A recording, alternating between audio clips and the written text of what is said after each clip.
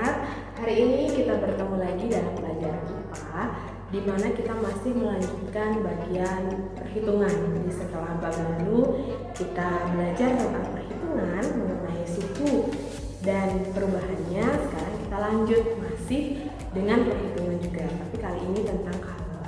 Nah, sebelum kita mulai masuk ke bab ini, saya masih mengingatkan kalian prasyarat untuk bisa belajar ini biar mulus. Jadi ingat, kalian yang belum hafal perkalian 1 sampai 10 wajib hafal. Maka itu tolong diluangkan waktunya untuk menghafal perkalian, karena ini demi kebaikan kalian juga. Selain di pelajaran IPA, nanti diperlukan juga di pelajaran matematika. Bahkan nanti saat SMA sampai kuliah, perkalian itu adalah hal yang wajib. Nah, untuk kali ini kita akan melanjutkan bab 5 mengenai kalor dan perpindahannya. Ya, di bab 5 kalian bisa cek di buku paket kalian ya anak-anak ya, ada kalor dan perpindahan. Nah, kalor itu sebenarnya apa? Ayo, kalor itu sebenarnya apa? Pernah dengar nggak? Kalor ya, bukan kolor ya. Kalau kolor itu ya caranya. Tapi kalau kalor itu sebenarnya apa? Nah, saya jelaskan sedikit sebelum kita mulai di bagian perhitungan karena ini dasarnya. Nah, kalor itu anak-anak adalah salah satu bentuk energi ya. Jadi energi itu ada banyak sekali. Selain kalor, ada juga energi yang lain seperti ada energi potensial, ada energi kinetik, ada energi mekanik, ada energi listrik ya, nanti kalau kalian belajar di kelas 9 tentang listrik. Nah, kalor sendiri dia adalah salah satu bentuk energi. Kalor bahasa sederhananya itu adalah panas ya. Panasan, gerah ya, atau ya sedang panas ya, itu adalah sedang ada energi di dalam diri kalian, di dalam diri saya, itu adalah energi kalor. Jadi dalam bahasa sederhananya, kalor adalah energi panas pada suatu benda. Nah, dari mana suatu benda itu bisa mendapatkan panas, bisa menghasilkan kalor, bisa berasal dari dirinya sendiri, atau energi panas itu bisa berasal dari luar dirinya sendiri. Nah, kalau misalnya energi panas yang berasal dari diri sendiri ya, contohnya makhluk hidup ya, kita memiliki panas tubuh. Jadi di dalam diri kita sebenarnya ada energi kalor. Panas tubuh itu berasal dari apa? Dari metabolisme atau proses yang terjadi di dalam tubuh kita. Misalnya saat kalian berlari, ada proses di dalam tubuh yang menyebabkan kalian akhirnya merasa kepanasan, terengah-engah. Nah, itu menunjukkan adanya energi kalor di dalam diri kalian. Habis makan yang berasa keringatan dan sebagainya, itu juga menunjukkan adanya energi panas. Kalau energi panas yang berasal dari luar, artinya pemicunya bukan dari dalam, tetapi dari luar lingkup atau luar benda yang dimaksud atau objek yang dimaksud. Misalnya, air yang dipanaskan itu mendapatkan panas dari kompor misalnya. Jadi saat api dinyalakan ya, api membawa energi kalor yang nantinya akan berpindah kepada objek atau benda yang dikenai.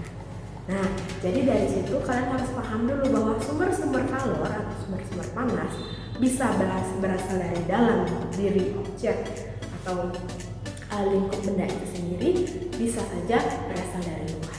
Nah, itu dulu. Nah, karena kalor merupakan salah satu bentuk energi dan energi adalah salah satu besaran, maka kalor otomatis bisa diukur anak-anak ya. Jadi besarnya kalor atau besarnya energi itu bisa diukur. Jadi hasil pengukurannya juga nanti adalah berupa nilai dan ada satuannya. Nah, satuan kalor itu adalah joule. Ini mungkin baru ya kalian dengar. Joule tulisannya joule gitu, tapi bacanya joule. Simbolnya adalah huruf J besar ya. Atau kalor bisa juga satuannya adalah kalori. Ini mungkin yang umum ya digunakan. Kalori mungkin pernah dengar, oh makanan ini mengandung sekian kalori gitu. Nah, kalori disimbolkan dengan KAL ya atau kal. Tetapi satuan kalor menurut SI Sistem Internasional adalah joule dengan huruf J besar sebagai simbol. Tetapi antara joule dan kalori ini bisa saling dikonversi, diubah dari satu satuan ke satuan lain. Di mana 1 joule itu adalah 4,2 kalori. Ya, di buku paket kalian juga ada. Nah, tetapi titik poin penting yang ingin saya jelaskan adalah apa sebenarnya yang terjadi apabila suatu benda diberikan kalor atau diberikan panas dari luar. Apa sih yang terjadi?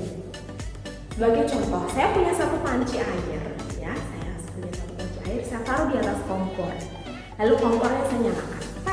Nah, apinya Kalau api menyala, dia adalah salah satu sumber kalor, ya, sumber energi panas. Nanti panas dari api akan berpindah ke panci yang mengandung air tadi. Nah, apa yang terjadi pada air di dalam panci jika saya beri panas dari api dari kompor? Nah, peluang peristiwa yang terjadi ada dua. Pertama ya, saat saya menyalakan kompor, maka yang terjadi mula-mula adalah air di dalam panci suhunya akan naik, ya. Jadi yang terjadi yang pertama adalah terjadinya kenaikan suhu.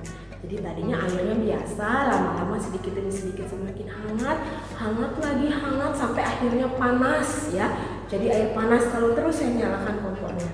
Nah, kalau terus saya nyalakan kompor, maka itu terjadi namanya kenaikan suhu.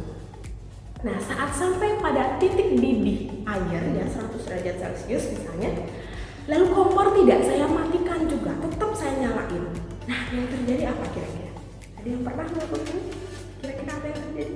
Nah, yang terjadi bisa kamu bayangkan adalah mulai ada beletuk-beletuk airnya. Nah, airnya mulai mendidih. Kalau tidak juga saya matikan kompornya, maka tidak terjadi lagi kenaikan suhu karena dia sudah sampai pada titik didihnya. Yang terjadi adalah air di dalam panci mengalami peristiwa kedua, yaitu berubah wujudnya. Lama-lama airnya akan berubah menjadi uap air. Habis di dalam panci kalau terus kompornya dinyalakan, ya. Maka dari situ kita bisa menyimpulkan apabila suatu benda dikenakan kalor atau panas, maka akan terjadi dua peristiwa. Yang pertama adalah benda tersebut akan mengalami kenaikan suhu, ya. Lalu setelah itu akan ada perubahan yang kedua, yaitu wujudnya yang berubah. Tidak lagi suhunya naik, tapi wujudnya yang berubah. Nah, untuk perubahan wujud mana yang biasanya terjadi apabila dikenakan panas atau dikenakan kalor? Nah, perubahan wujudnya bisa menguap. Anak-anak masih ingat nggak waktu SD? Menguap itu apa? Menguap itu, Bu, saya lagi ngantuk. Itu menguap. Ya, itu menguap yang lain, ya. Tapi dalam konteks ini, menguap adalah perubahan wujud dari cair menjadi gas, ya, menjadi uap air, gas, ya. Lalu kalau tidak menguap, bisa saja melebur. Kalau melebur ini adalah perubahan wujud dari padat menjadi cair. Contohnya es batu dipanaskan, tadinya padat, lama-lama mencair menjadi cair. Jadi kalau kamu tidak tahu melebur, bahasa lainnya mencair boleh, ya. Tapi biasanya yang umum disebutnya melebur. Ya, jadi itu penekanannya. Apabila suatu benda diberikan kalor atau diberikan panas, maka akan terjadi dua kemungkinan peristiwa. Pertama, suhunya akan naik dulu.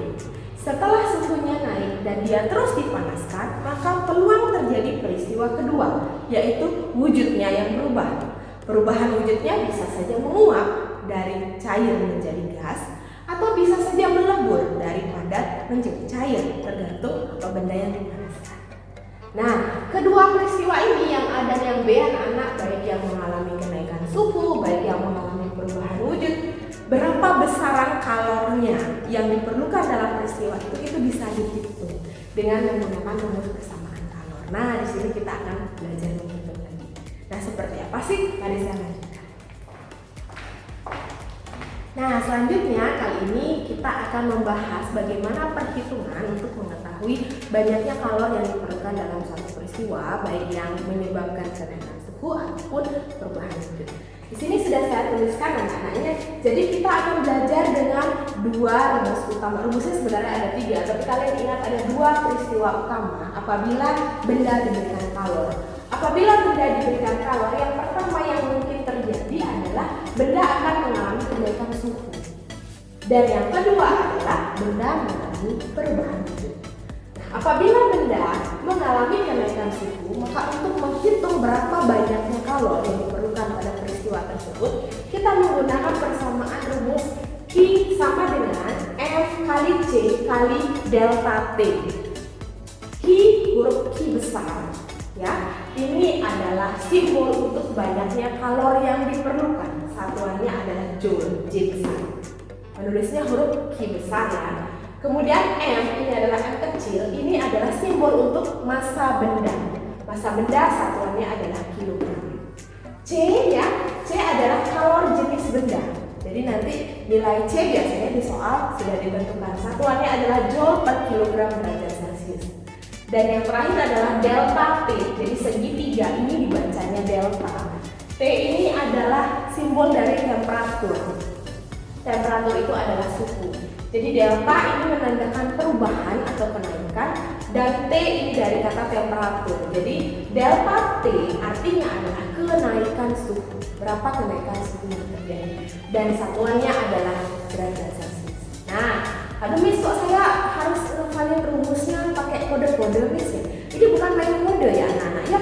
Ini adalah simbol yang memang sudah diakui secara internasional. Jadi kalau kita belajar IPA bagian fisika itu memang ada ketetapan-ketetapan yang sudah ditentukan bersama secara internasional. Jadi simbol-simbol ini memang digunakan untuk mempermudah kita dalam pengerjaan. Karena kalau dihitung ya, kalau dalam perhitungan kita tidak menggunakan simbol tapi pakai artinya nanti panjang. Jadi banyaknya kalor yang diperlukan dihitung dari massa benda dikali kalor jenis benda dikali kenaikan suhu yang terjadi. Itu terjemahannya kalau dalam kata-kata. Jadi agak mudah mengingat biar tidak terlalu panjang, disimbolkanlah. Q sama dengan M kali C kali delta T. Q sama dengan M kali C kali delta T. Ya, harus dihafal, terus dihafal, diingat. Tapi penggunaannya di dalam soal akan membantu kalian mengingat lebih mudah. Maka itu nanti kita masuk pelatihan soal. Nah, sebelum pelatihan soal itu baru peristiwa pertama apabila terjadi kenaikan suhu. Apabila peristiwa yang terjadi adalah yang kedua, yaitu perubahan wujud, rumusnya beda lagi. Nah, rumusnya ada dua, ada QU atau QL, tergantung perubahan wujud atau peristiwa apa yang terjadi. Kalau QU, U ya anak-anak, ini dari kata uap, artinya Q yang diperlukan untuk menjadi uap. Berarti ini adalah kalor yang diperlukan untuk menguap. Kalau peristiwanya menguap, maka rumusnya adalah QU. Tapi kalau peristiwanya melebur, maka rumusnya adalah QL. Q adalah banyaknya kalor, L adalah lebur. Kata pertama lebur yang kembali. Nah, rumusnya sama-sama mirip ya. Kalau QU adalah M dikali U besar, ya. M ini massa benda sama seperti di atas, massa benda. U adalah kalor uap benda. U dari kata uap. Jadi kalor uap benda. Kalau QL rumusnya adalah M kali L. M-nya massa benda sama seperti di sini, sama seperti di sini. Dan L-nya adalah kalor lebur benda. L dari kata lebur. Nah, bedanya dari ketiga rumus ini, di sini karena terjadi kenaikan suhu, maka dikalikan dengan delta T karena ada kenaikan suhu. Tapi kalau terjadi perubahan wujud itu tidak ada kenaikan suhunya, sehingga tidak dikali delta T, yang dikali hanya massa benda dikali dengan kalor apa yang terjadi peristiwanya. Kalau yang terjadi adalah melebur, maka dikali L, kalor lebur. Tapi kalau peristiwanya adalah menguap, maka massa dikali kalor uap atau U. Begitu caranya.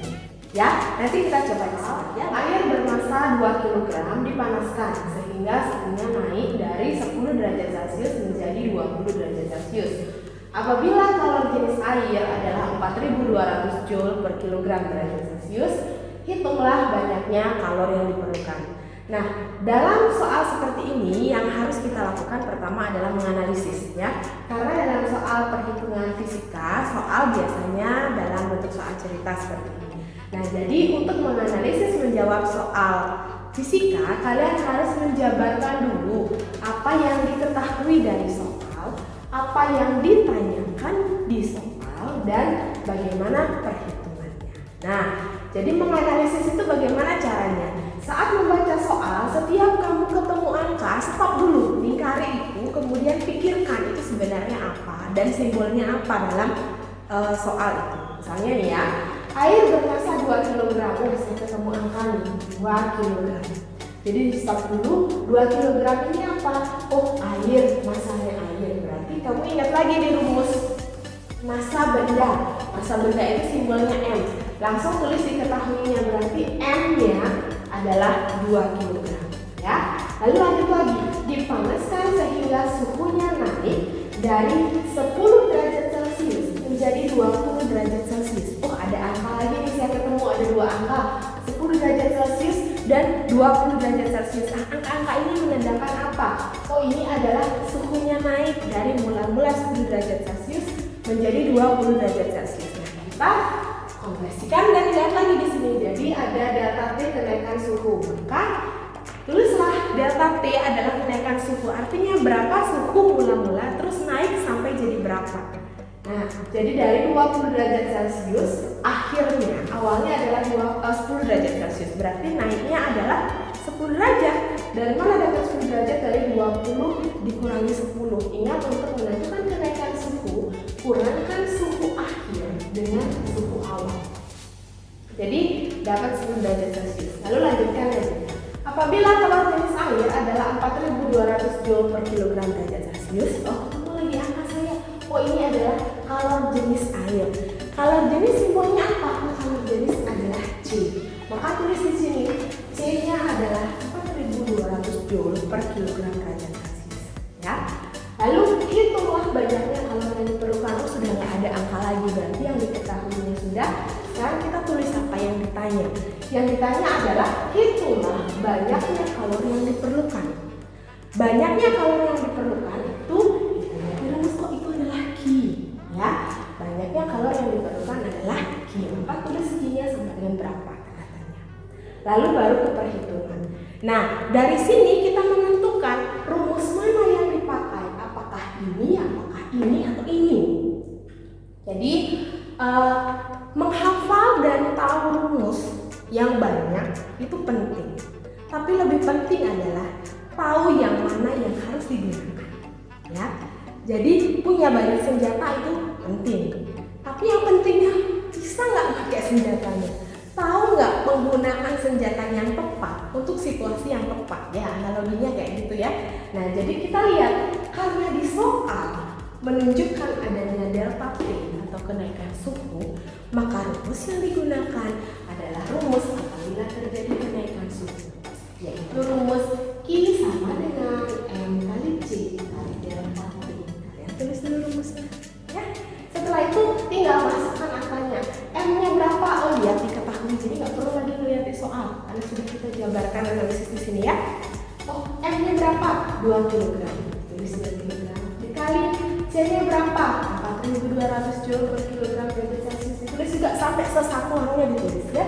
Lalu delta T-nya berapa? Delta T-nya 10 derajat Celcius. Berarti tahap selanjutnya setelah ini adalah perhitungannya. Perhitungan, wah, kamu ketemu lagi perkalian ya. Makanya saya bilang harus hafal perkalian. Nah, sebelum kamu mengalihkan angkanya, penting untuk kita sederhanakan dulu satuannya. Biar tidak bingung, satuan-satuan yang banyak ini juga bisa disederhanakan. Caranya adalah mencoret satuan yang sama apabila ada yang di posisi pembilang dan penyebut. Jadi kalau ada yang di atas dan di bawah itu bisa dicoret. Contoh, derajat Celcius ini kan per kilogram derajat Celcius. Artinya dia posisinya di bawah, dia sebagai penyebut. Ini bisa dicoret dengan derajat Celcius yang ini karena dia di atas sebagai pembilang. Kilogramnya di sini juga bisa dicoret dengan kilogram yang di atas. Sehingga satuan yang tersisa hanya J-nya saja. Maka perkaliannya akan menjadi 2 dikali 4.200 joule dikali 10. Ini sudah nggak ada satuan, ya. Maka kamu tinggal kalikan ini 2 dikali 4.200 dikali 10. Aduh, ini banyak banget. Nah, nol-nolnya disimpan biar nggak rumit ya. Jadi cukup kalikan 2 kali 42, ya. 2 dikali 42 ini nilainya adalah berapa? Ini kan gampang nih, adalah 84. Itu 2 dikali 42. Sekarang baru masukkan nol-nolnya yang tersisa. Jadi di sini ada 2, di sini ada 1. Jadi ada 3 nol yang tersisa. Ya. Jadi jawabannya adalah 84.000 joule. Di situ ya, paham ya? Mudah. Apa jumlah kalori yang diperlukan untuk menguapkan 0,5 kg air pada suhu 100 derajat Celcius apabila kalori uap air adalah 2260 kJ. Kj itu kilojoule per kilogram. Nah, dari sini seperti biasa yang harus kamu lakukan adalah tulis dulu apa yang diketahui dengan cara memplotnya dari soal. Jadi setiap ketemu angka, tulis dulu apa itu ya. Berapa jumlah kalori yang diperlukan untuk menguapkan 0,5 kg air? Ada angka 0,5 kg. Ini adalah banyaknya air yang dipanaskan atau diuapkan ya. Nah, jadi 0,5 ini karena ini adalah banyaknya air, berarti itu M, massa. Massa adalah 0,5 kg. Lalu pada suhu 100 derajat Celcius, jadi ini dipanaskan pada titik didih ya. Jadi setelah itu tidak ada peningkatan suhu lagi, maka tidak ada delta T. Apabila kalor uap air adalah 2260 kJ per kilogram, jadi ini adalah kalor uap. Kalor uap namanya adalah U. U adalah 2260 kJ per kilogram. Yang ditanya berapa jumlah kalor yang diperlukan. Nah, banyaknya kalor yang diperlukan itu adalah Q simbolnya. Tetapi peristiwa ini adalah peristiwa perubahan wujud. Kenapa? Karena ada kalor uap. Jadi peristiwanya adalah menguap. Maka itu Q yang dimaksud di sini adalah Q uap. Ya, kita cukup tulis Q. Lalu tulis perhitungannya. Q sama dengan M kali U. Ya, ini adalah rumusnya. Tinggal masukkan angkanya. M adalah 0,5 kg, lalu U-nya adalah 2260 kJ per kilogram. Ya, kemudian ini kilogram sama kilogram itu bisa dicatat. Jadi tinggallah 0,5 kali 2260 kJ. Aduh, saya nggak ngerti nulis kalau hitungnya pakai desimal dan koma bingung. Nah, kamu bisa mengubah desimal ini menjadi pecahan biasa. 0,5 itu adalah 5/10. Dan di satu angka ya, dikali 2260 kJ. Ya, nolnya bisa dicoret sehingga yang tersisa adalah 5 kali 226. Ini kalau kamu bingung bisa disusun. Ingat nggak perkalian susun itu di mana? Bisakah? Atau lupa? Lupa ingat? Ingat lupa? Atau lupa? Kalau lupa nih, saya susunkan ya. Misalnya nih, 226 dikali 5. Kalikan dulu 5 dikali 6, 30, tulis 0, simpan 3. 5 dikali 2 adalah 10, tambah 3 berarti 13. 3-nya ditulis, 1-nya disimpan. 5 kali 2 adalah 10, tambah 1 jadi 11. Ya, jadi 1100. Saya salah lagi saya tulisnya. 1130 ya. Satuannya apa? Kilojoule. Ya, kalau misalnya soal pilihan ganda sampai di sini ada jawabannya nggak apa-apa. Kilojoule juga adalah satuan panas atau satuan kalori. Tapi kalau tidak ada harus dalam joule, ini bisa diubah menjadi joule. Jadi 1 kilojoule itu adalah 1000 joule. Jadi kalau mau diubah menjadi joule, maka ini dikali 1000. Nah, kali 1000-nya ini mengubah menjadi joule. Kalau misalnya tidak harus diubah menjadi joule, soal pilihan ganda sudah ada jawabannya di sini, cukup sampai di sini ya. Tapi kalau harus joule ya dikali 1000, maka jadinya adalah jadinya adalah 1.130.000. Ditambah dengan ini ya. Tuh jawabannya. Wah, sampai situ paham? Nah, nanti kita akan perdalam lagi masalah perhitungan ini dalam latihan soal. Nanti kalian perlu kerjakan hati-hati kalau ada pertanyaan atau hal yang kalian ragu-ragu, jangan segan-segan untuk bertanya ke saya. Nah, saya pikir untuk pertemuan kali ini saya cukupkan sampai di sini. Terima kasih atas perhatian dan semangat kalian ya untuk kita belajar semi daring, ada yang PTM, ada yang daring ya, nggak apa-apa ya. Pokoknya kita jalani tetap sehat, tetap semangat. Saya akhiri dulu pertemuan kali ini anak-anak. Tutup dengan para Om Santi Santi Santi. Sudah.